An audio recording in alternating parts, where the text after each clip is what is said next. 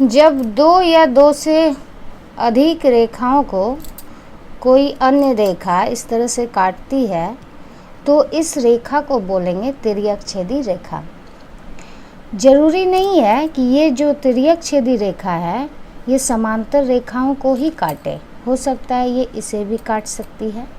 ये समांतर नहीं है क्योंकि आगे जब बढ़ाएंगे इसको तो ये कहीं ना कहीं जाके मिल जाएगी, तो ये तो समांतर है नहीं। तो तिर्यक छेदी रेखा वैसी रेखा होती है जो दो या दो से अधिक रेखाओं को प्रतिच्छेद करती है।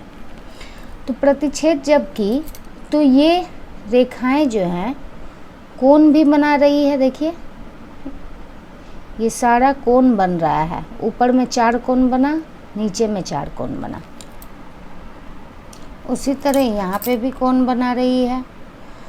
तो इस तरह जो है तिर्यक छेदी रेखा जब दो रेखाओं को काटती है तो वो जहाँ जहाँ कट हो रही वहाँ पे 4-4 का कोण का सेट तैयार हो जाता है। अब हम लोग विशेष स्थिति ये देखेंगे कि जब दो समांतर रेखाओं को तिर्यक छेदी रेखा काटे, ये स्केल ले लिए, ये यहाँ और यहाँ, ये तो समांतर ही है, और इसको एक तिर्यक छेदी रेखा ये काट रही है। तो ये देखिए इन कोनों का नाम दे देते हैं 1 2 3 4 5 6 7 8। इसमें शीर्षाभिमुख कोण खोजना बहुत ही आसान है क्योंकि हम लोग पहले ही पढ़ चुके हैं। तो शीर्षाभिमुख कोण क्या है ये बताया जाए।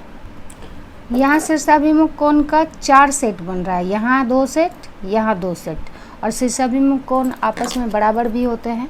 तो 1 3 के बराबर हो गया, कोण 1 इक्वल टू कोण 3, कोण 2 इक्वल टू कोण 4, यहाँ पे कोण 5 इक्वल टू कोण 7, और ये कोण 6 इक्वल टू कोण 8।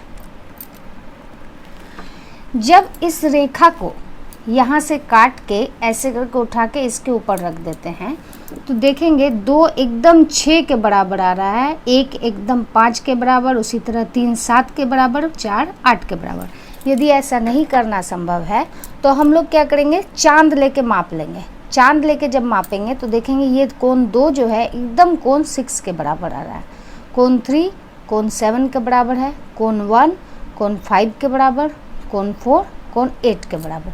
तो इन जो कोणों का युग्म बन रहा है ये होते हैं संगत कोण, जो आपस में बराबर होते हैं। तो संगत कोण क्या है वो लिख लेते हैं। यहाँ कोण 1 इक्वल टू कोण 5, कोण 2 इक्वल टू कोण 6, कोण 4 इक्वल टू कोण 8, कोण 3 इक्वल टू कोण 7। संगत कोण आपस में बराबर होते हैं, ये हमें अभिगणित 6.3 में दिया हुआ है, वो हम लिख लेते हैं यहाँ पे। अभिगणित 6.3 में दिया है कि यदि एक तिर्यक रेखा दो समांतर रेखाओं को प्रतिच्छेद करे तो संगत कोणों का युग्म बराबर होगा। ये जो संगत कोण का युग्म है वो बराबर तभी होता है जब दो रेखाएं समांतर हो। इस फोटो में देखिए कि जब दो रेखा को एक तिर्यक रेखा काट रही है तो संगत कोण यहाँ भी बन रहा है, जबकि ये दो रेखाएं आपस में समांतर नहीं है। तो हम लोग देख रहे हैं कि जब दो रेखाएं आपस में समांतर हैं और तिर्यक छेदी रेखा इसे काट रही है तभी जाके दो संगत कोण आपस में बराबर होंगे। यानी कि जब समांतर रेखाएं हैं तो संगत कोण बराबर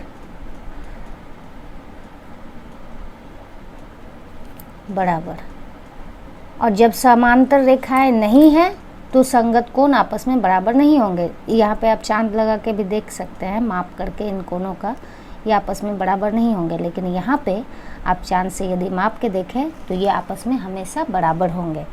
तो उसी तरह जैसे समांतर रेखाएं हैं तो संगत कोण बराबर, उसी तरह संगत कोण यदि बराबर आ रहा है तब हम बोलेंगे कि ये दो रेखाएं क्या है, समांतर है। तो ये इसका विलोम हो गया। तो विलोम अभिगणित 6.4 में दिया है, वो भी यहाँ लिख दे रहे हैं।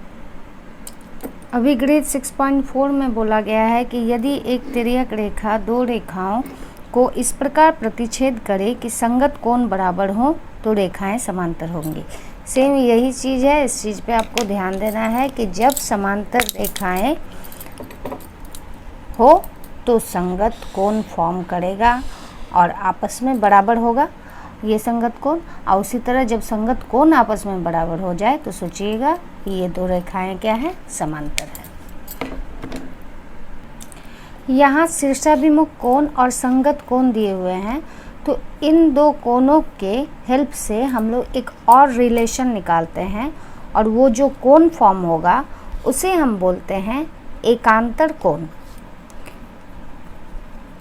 एकांतर कोण कैसे होगा, तो यहाँ पे देखिए कोण 1 इक्वल टू कोण 3 दिया हुआ है। उसी तरह यहाँ पे कोण 1 इक्वल टू कोण 5 दिया हुआ है।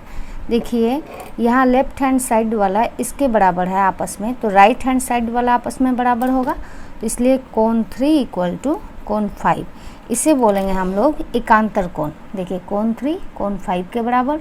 उसी तरह रिलेशन को जब हम लोग और देखेंगे आगे तो 4 6 के बराबर आ जाएगा, 2 8 के बराबर आएगा, 1 7 के बराबर आएगा। तो जो अंदर में कोण बन रहा है, फॉर्म कर रहा है, उसे हम लोग बोलेंगे एकांतर अंतःकोण, और जो बाहर में है उसे हम बोलेंगे एकांतर बाह्य कोण।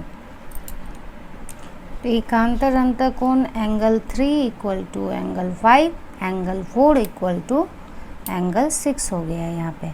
उसी तरह एकांतर बाह्य कोण, यहाँ पर एंगल 2 कोण 2 बराबर कोण 8, और यहाँ पे कोण 1 बराबर कोण 7 हो जा रहा है। ये बात हमेशा ध्यान दीजिए कि दो समांतर रेखा के बीच में जो ये 4 कोण बन रहा है ये कोण हो जाएगा अंतःकोण, और जो इन समांतर रेखा के बाहर में कोण बन रहा है उसको बोलेंगे बाह्य कोण। यहाँ अंतःकोण हम लिख दिए हैं कि कौन कौन सा अंतःकोण है और कौन कौन सा बाह्य कोण है, ये पता होना चाहिए। नेक्स्ट है हम लोग का तिर्यक रेखा के एक ही ओर के अंतःकोण। यहाँ एक ही ओर के अंतःकोण 4 5 है और 3 6 है, तो एंगल 4 एंगल 5 एंगल 3 एंगल 6, इन दोनों का जोड़ करने से हमेशा 180 डिग्री होता है। ये एक कंडीशन है, इसे भी याद रखना है। इन सारे कंडीशन को हम लोग आगे में प्रमेय के रूप में जानेंगे, तब तक इन सारे कंडीशन को याद रखिए आप लोग।